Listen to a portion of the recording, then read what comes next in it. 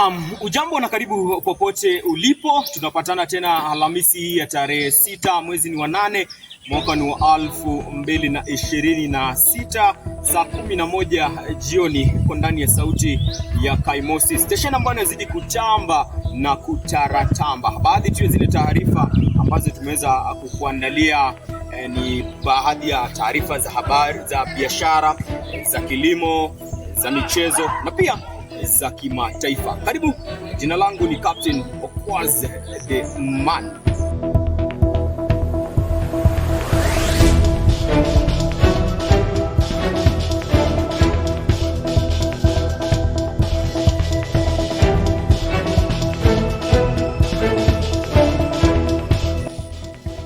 Ikulu ya Nairobi yageuka kuwa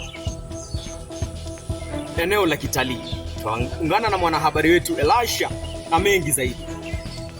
Naam, ikulu ya Nairobi imegeuka kuwa eneo la kitalii. Hii ni baada ya makundi mbalimbali kuzuru ikulu Jumatatu.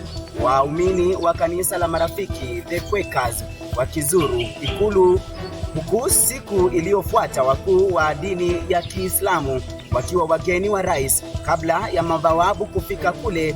Takriban mabawabu 27,000. Rais Ruto ametumia jukwaa hilo kutangaza mageuzi katika idara ya ulinzi. Elisha Wanyonyi, sauti ya Kaimosi. Asante sana mwanahabari wetu Elisha Wanyonyi. Tutakuwa tukiungana na mwanahabari wetu mwingine ambaye amekita kambi kwenye bunge la Seneti. Ana mengi ya kutujuza kutoka kule. Wacha tuungane naye moja kwa moja tusikie anayapi kwa sasa. Naam, mageuzi kwenye kamati ya Seneti. Hatimaye mrengo wa walio wachache kwenye bunge la Seneti umewasilisha hoja ya kutaka kumbandua seneta wa Nairobi Edwin Sifuna na mwenzake wa Vihiga Godfrey Osotsi kwenye kamati ya uwajibikaji. Nikiripotia sauti ya Kaimosi, jina langu ni Mercy Vleumi.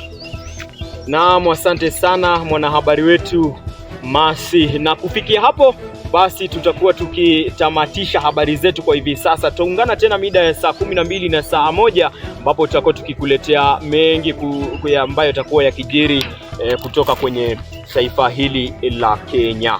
Nami niite Captain Okwaz the Man. Imekuwa ni sauti ya Kaimosi, sauti ya Kaimosi, sauti ya Mkenya.